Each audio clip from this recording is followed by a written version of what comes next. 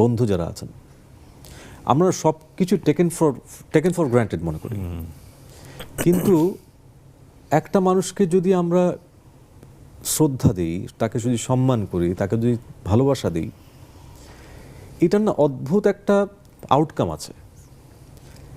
এটা আমি কয়দিন আগে কাকে যেন বলছিলাম যে একটা মানুষকে অসম্মান করার মধ্যে না কোনো ক্রেডিট নাই আসলে, তার মধ্যে কিন্তু কোনো ধরনের বাহাদুরি নেই।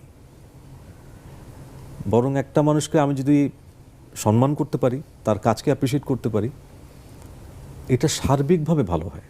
নিজের জন্য ভালো, নিজের জন্য ভালো হয়, সেই মানুষটার জন্য ভালো হয়, ইভেনচুয়ালি এটার ইফেক্ট যেটা হয় সেটাও ভালো হয়।